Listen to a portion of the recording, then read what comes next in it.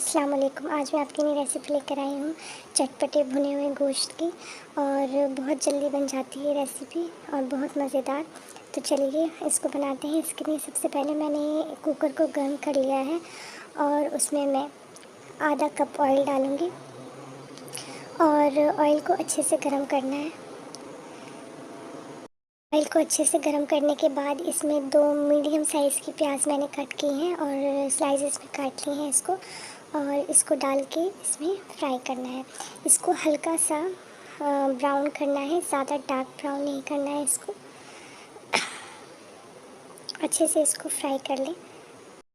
उसके बाद यहाँ पर मैं गरम मसाला, सूखा गरम मसाला डाल रही हूँ, जिसमें मैंने एक आधा चम्मच मैंने इसमें ज़ीरा लिया है और 3 से 4 लौंग ली हैं और 3 से 4 ही मैंने इसमें काली मिर्च ली है साबुत। और 2 साबुत लाल मिर्च ली हैं, जिनको मैंने 2 टुकड़ों में करके इसमें डाल लिया है, जो सूखी लाल मिर्च होती है। उसके बाद यहाँ पर 1 केजी मैंने मटन लिया है, बोनलेस मटन है ये। और उसको भी डाल के इसमें फ्राई कर लें। 2 से 3 मिनट तक इसको पका लें अच्छे से। 2 से 3 मिनट लगातार चलाने के बाद अब इसमें मैं नमक डालूँगी। नमक मैंने आधा चम्मच इसमें नमक डाला है और नमक आप अपने टेस्ट के हिसाब से डालें। इसमें मैंने आधा चम्मच नमक डाला है और नमक डाल के भी इसको चलाना है ताकि अच्छे से नमक इसमें मिल जाए गोश्त में।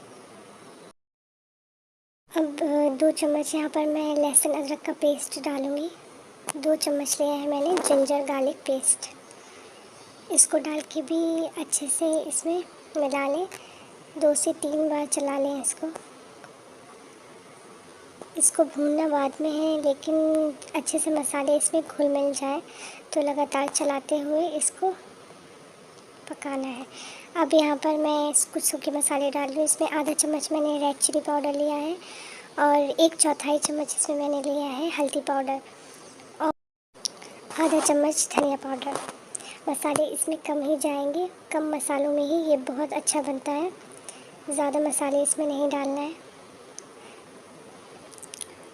अब यहाँ पर 1 गिलास में पानी डाल रही हूँ और इसको मैं 3 से 4 सीटी आने तक गला लूँगी। अच्छे से गोश्त को अच्छे से गलाना है। ये बहुत सॉफ्ट होना चाहिए गोश्त, तभी इसका टेस्ट और अच्छा होगा। तो यहाँ पर मैंने 3 से 4 सीटी लगाने के लिए इसको रख दिया है। आप देख लें बीच में, अगर आपका नहीं गले तो आप 1 से 2 सीटी और लगा दें। 3 से 4 सीटी के बाद मेरा गोश्त अच्छे से गल चुका है और अब मैं इसको भूनूँगी। मीडियम फ्लेम पर इसको लगातार चलाते रहें और अच्छे से इसको भूनना है। बीच बीच में थोड़ा पानी डालकर इसे भूनें ताकि नीचे से लगे नहीं। अच्छे से भूनना है। इसका ऑयल जब तक ऊपर आ जाए और सारा मसाले का कच्चापन चला जाए तब तक इसे भूनना है। अब यहाँ पर 2 हरी मिर्ची मैंने ली हैं, जिनको बारीक बारीक मैंने काट लिया है। अगर आप कम स्पाइसी पसंद करते हैं, ज़्यादा चटपटा आपको पसंद नहीं, तो आप मिर्ची ग्रीन नहीं भी डालें, लेकिन इससे इसका फ्लेवर और अच्छा होता है। बस यहाँ पर डाल के मैंने हल्का हल्का पानी डालकर इसको भून रही हूँ। जब यहाँ पर 1/3 टेबल स्पून मैंने इसमें गरम मसाला डाला है, इसको भी डाल के इसमें भून लें। इसमें पानी बिल्कुल नहीं डालना है, बस हल्का सा पानी इसलिए डालना है ताकि ये मसाला लगे नहीं, वरना इसकी ग्रेवी बिल्कुल नहीं होती, ये भुना हुआ होता है। जो भी ग्रेवी आपको दिख रही है बस यही होगी। आधा चम्मच चाट मसाला यहाँ पर डालना है और चाट मसाला डालने के बाद भी इसको भून लें। 2 नींबू का रस मैंने इसमें निकाल लिया था, ये मैं डाल रही हूँ। 2 नींबू का रस, ये चाट मसाला और नींबू का रस ज़रूर डालें, इससे मटन बहुत अच्छा बनेगा। इसी से इसका टेस्ट आएगा। थोड़ा खट्टा और स्पाइसी होता है ये। वही बोरिंग सा थोड़ा खाकर हम लोग भी थोड़े बोर हो जाते हैं, तो थोड़ा नई तरीके से आपको अगर बनाना है कुछ चटपटा, तो ये मटन आप ट्राई कीजिए। वीडियो को फुल वॉच कीजिएगा और मेरी अगर रेसिपी पसंद आए तो इसको लाइक करें, शेयर करें और चैनल को भी मेरे सब्सक्राइब करें।